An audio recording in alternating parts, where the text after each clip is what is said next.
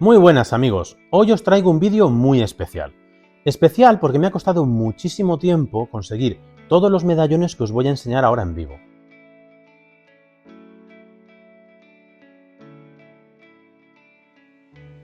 También usaré algunas imágenes que me han cedido para apoyar las explicaciones. Y también creo que es especial porque pienso que el nivel de contenidos que vais a encontrar os va a sorprender. Espero que si no eres suscriptor de este canal, este vídeo haga que te suscribas. Créeme que tiene mucho trabajo detrás y tu suscripción es muy valiosa. Bueno, vamos al grano. Como muchos de vosotros sabréis, este billete de 500 pesetas de enero de 1907 pertenece a la emisión de 1906-1907, la primera de Bradbury para España en el siglo XX. Es un billete de una estética muy llamativa y muy deseado por todos los coleccionistas, cualquiera que sea su conservación. Pero como muchos de vosotros también sabréis, este billete está envuelto en una cierta polémica. Polémica artificial, todo hay que decir. Es más bien una leyenda. Se dice que solo se fabricaron 2 millones y que el tercer millón no se puso en circulación y que por eso aparecen como falsos estos billetes, cuando supuestamente serían auténticos. Pues no, eso no tiene ni pies ni cabeza ni es real. Y con este vídeo pretendo desmontar esa leyenda. Primero porque hay registros en los billetes de archivo de Bradbury de 3 pedidos, 01, 12 y 23 millones, fechados en 11 de diciembre de 1907, 27 de enero de 1916 y 21 de mayo de 1918. Y segundo, porque el dato de los 2 millones fabricados proviene del libro de los billetes del Banco de España, editado por dicho banco y que es la fuente de muchos datos y errores repetidos por coleccionistas y comerciantes sin ningún espíritu científico ni crítico. Ese libro, según me comentaron, lo redactó de memoria Alfonso López Sánchez Toda, así que es lógico que contenga muchos errores, que los tiene, y en cosas muy evidentes. Teresa Tortella, que fue jefa del archivo del Banco de España, hizo una reedición de ese libro en 2005 y 2006. Y casualmente, a pesar de contar con una introducción mucho más larga y elaborada, no aporta nada sobre ese dato. El catálogo de Allenton Vélez Frías de 1974 no menciona nada, y la Edifil, por su parte, se limita a repetir el dato del libro del Banco de España como un loro. Pero, ¿y la Filabo? La Filabo es el origen del follón. En su página 585 explica en una nota sobre los falsos de esta emisión que habían aparecido billetes falsos de 2,7 y 2,8 millones, y cita que uno lleva incluso firmas de los funcionarios del banco autorizando el taladro falso. Y he aquí la trampa.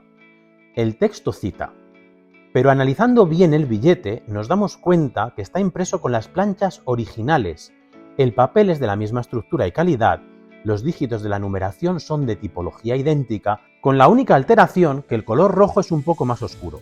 Por tanto, ¿es una falsificación perfecta? Y aquí ya el artículo desbarra.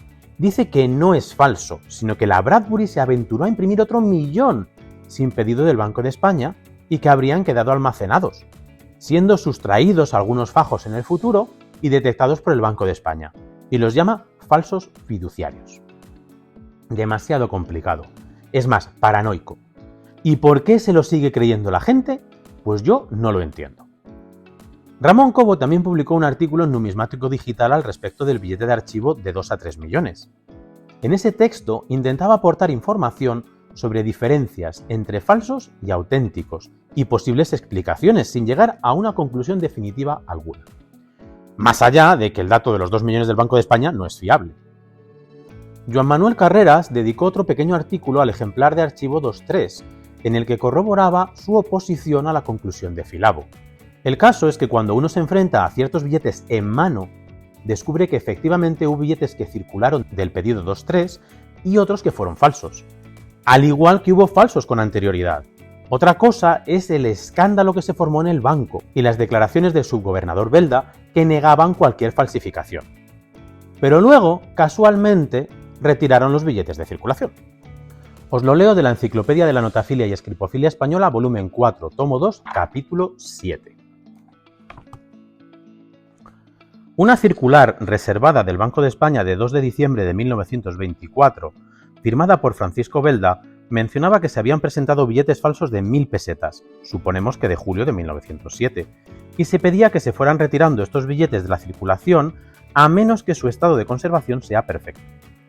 Por otra parte, añadía algo muy interesante, Como las contingencias de la pasada guerra no permitieron a la casa Bradbury dedicar todos los elementos precisos a la fabricación de los billetes de 500 pesetas hoy circulantes, se refiere a los de enero de 1907, originándose con ello algunas sensibles diferencias en la estampación, también se ha creído conveniente que sean recogidos e inutilizados estos billetes, con las mismas condiciones que quedan expresadas para los anteriores y sin anunciar esta medida. Es decir, que internamente el Banco de España reconocía que existían diferencias en la estampación de algunos billetes de 500 pesetas. Dudamos que se pudieran referir a la coloración del primer y segundo millón, pues en una táctica similar se había aplicado conscientemente en los billetes de 25, 50 y 100 pesetas. Es probable que admitieran diferencias en el grabado y probablemente como consecuencia de dificultades en reconocer falsos o no de estos billetes decidieran retirarlos.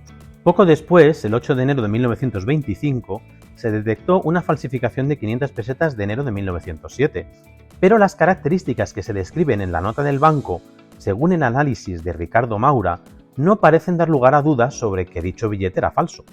Grabado en una tonalidad gris sin contrastes ni claroscuros, papel más grueso, rugoso y de color agrisado, y dimensiones del grabado de 142 milímetros frente a los 138 que daba por bueno el banco. A este respecto mencionaremos que la primera plancha nos mide 140, mientras que de la segunda solo tenemos un dato que es similar al del Banco de España. Bueno, pues el caso es que analizando bien los billetes disponibles, podemos sacar conclusiones más trascendentes. Así que, ¿cómo sabemos que estos billetes son auténticos y estos falsos? Más allá del taladro falso, claro. Imaginaos que no estuvieran inutilizados. ¿En qué tendríamos que fijarnos para determinar que son auténticos o falsos? Pues agarraos que se viene un vídeo largo y detallado. Particularmente la matrona de la izquierda tiene una expresión ligeramente diferente en algunos falsos, los inferiores a 2 millones. En la matrona derecha lo que sí se aprecia en los falsos es un mayor contraste en el ojo y la ceja. La distancia entre un elemento y otro es superior en los falsos y además la pupila parece muy marcada. En los auténticos hay más matices de sombra. La matriz de puntos en el anverso está constituida por una trama de puntos azul, celeste y rosa, cuyo objetivo inicial es que quedaran casi solapados. En los falsos están más al azar, pero el detalle que realmente delata los falsos es que son círculos muy bien delimitados, muy nítidos, mientras que los auténticos el azul celeste es más degradado. El color del azul parece más oscuro en los falsos, y en el rosa pasa lo mismo, claro. Curiosamente, el diseño de las nubes cambia entre cada pedido, 01, 12, 23. Las variaciones son extremadamente sutiles, pero pueden apreciarse con suficiente tiempo y práctica. Algunas zonas donde se ven son: tras la coleta de la matrona izquierda, en el pedido 2-3 es más marcado. En general, el pedido 2-3 tiene un sombreado de nubes más sutil que en los 0-1 y 1-2. Sobre la matrona de la derecha, apreciamos una nube en tono oscuro y frente a ella en tono claro. En el pedido 1-2 no se notan con la misma intensidad. ¿Y por qué es esto importante? Pues porque nos permite intuir el modelo en el que se basó el billete falso. De manera similar, la mano derecha de la matrona izquierda hace un gesto con la mano cuya parte oscura parece diferente en cada pedido, siendo estrecha en la de 2 a 3 millones. En el falso de 1-2, las sombras en estos dedos y en los de la otra mano apenas se notan, aunque la sombra oscura parece buena. En el falso 2-3 ese hueco parece más ancho que en el auténtico del mismo pedido. Esta es una diferencia extremadamente sutil. Las sombras bajo Madrid 28 de enero de 1907 son 3 rayas en los auténticos en la parte inferior y se prolongan hacia el lateral. En el falso 1-2 las rayas inferiores se ven con poca intensidad, con menos fuerza que los auténticos, pero las prolongaciones en la vertical se pierden. En el falso 2-3 pasa algo similar aunque en menor medida, y se parece más al original, pero fijándonos con atención veremos que las prolongaciones verticales son más irregulares. Las partes blancas del cuartel, el color amarillo, si estuviera en color, está diseñado con una trama de puntos al tresbolillo, es decir, 1-2, 1-2. En los falsos no aparece ninguna trama. Este punto es muy sutil y algo confuso. El interior contiene un diseño con un círculo y unas líneas como unos rayos de sol. En los auténticos se ven con nitidez. En los falsos esas líneas son más difusas, aunque se aprecian. Las florecillas de 8 pétalos que aparecen alrededor de los 500 son en general más sucias de tinta en los originales, es decir, tienen como un sombreado intencionado en verde calcográfico, mientras que en los falsos aparecen muy limpias de líneas y sin ese tono verdoso en las puntas. El diseño guillós en amarillo que sobresale como fondo es más débil en los falsos, pero la verdad es que no ayuda a que sea algo que pasa a lo largo del pedido, siendo más intenso en el 01 que en el 23. De hecho, las uniones de los lóbulos son como una línea amarilla en el 01 y poco apreciable en el resto, pero en el falso 1-2 es que son sucias, cantan mucho. En el falso 2-3 no se aprecia una línea clara, y eso es una pista, pero es terriblemente sutil. Este es un aspecto que estoy segurísimo que Belda y su equipo tenían muy claro y controlado. Las dimensiones de corte de billete se incrementaron de manera intencionada con saltos de 2 milímetros en su anchura, manteniéndose la altura. El falso 1-2 se sale de las dimensiones de ese pedido y probablemente eso lo delató. Sin embargo, el 2-3 tiene las dimensiones correctas de corte, pero la altura de la plancha es inferior a la normal. Y de hecho, esa es una característica común a los 3 falsos que conozco alrededor de 2,8 millones. La numeración falsa está realmente muy bien hecha. Es notable lo difícil que es discernirla de la auténtica. No obstante, encontramos varias pistas. El color podría servir de indicio principal, pues las mezclas empleadas por Bradbury eran propietarias y teóricamente difíciles de igualar. En los falsos el color es más oscuro, pero también el paso del tiempo, la luz del sol o un lavado pueden alterar el color, así que nunca será un factor decisivo sino circunstancial. En el falso 2.8 vemos que el 2 y el 7 iniciales están más bajos en el reverso en las 4 ocurrencias. Esto da a entender que se hicieron exactamente con el mismo numerador, mientras que en un auténtico se hace con 4 numeradores diferentes, y cada uno con sus peculiaridades minúsculas, con sus microdefectos individuales. Esto lo podéis apreciar en el auténtico 2.810.317, en el que la coma entre el 0 y el 3 del serial arriba izquierda está más caído que en el resto.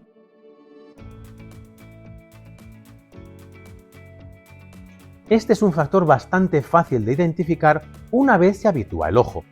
La distancia entre los números puede medirse con una regla de suficiente precisión, pero no hace falta para descubrir que la distancia entre la segunda coma y la cuarta cifra es bastante pequeña en los auténticos y mucho mayor en los falsos. Por supuesto, un detalle a fijarse es cómo es la firma del cajero. Esto se puede ver de dos maneras. Microscopio, examinando el tipo de impresión que deja la firma. Para identificarlo hay que habituar el ojo a cómo es una impresión tipográfica de la firma. Como dato básico, las firmas tipográficas son más irregulares en la deposición de la tinta que las grabadas en lito o en calco. Pero eso también puede fingirse.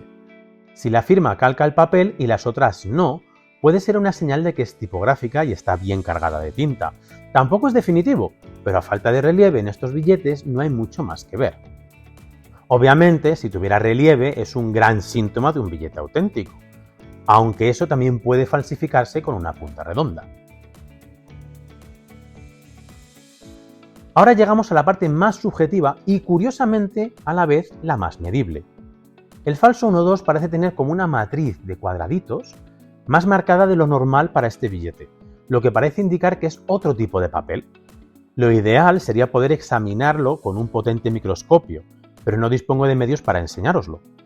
Eso nos aportaría un dato elemental, que es la estructura de la celulosa, la longitud de sus fibras y, por ende, el posible origen del material, algodón o madera fundamentalmente. Al trasluz es un billete que no tiene marca de agua, así que no podemos buscar nada de eso. Y ni siquiera el color puede ser necesariamente señal de falso. Sí es cierto que uno falso puede tener un tono diferente, típicamente más opaco, pero el 2-3 lo tiene y el auténtico es más oscuro de lo normal. El sonido de los falsos tiende a ser menos metálico,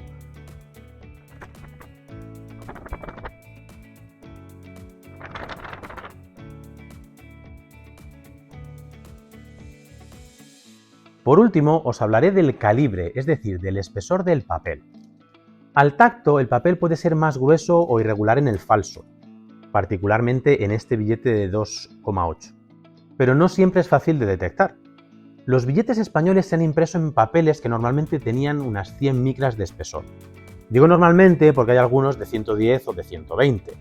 Este dato lo podéis comprobar con un aparato como este, un calibre de papel. Si os fijáis, los datos típicos están en torno a ese valor. Vamos a medirlos. Si veis diferencias es porque a veces el sensor pisa algún lugar donde haya algo de calcografía y aunque este billete esté desgastado, pues algo suma al espesor. Así que hay que procurar hacer las medidas en zonas que no tengan mucha impresión. Claro que esta herramienta también sirve para estudiar el relieve calcográfico. Bueno, pues resulta que los billetes falsos suelen emplear un papel más corriente que es de mayor calibre. Vamos a comprobarlo con estos ejemplos.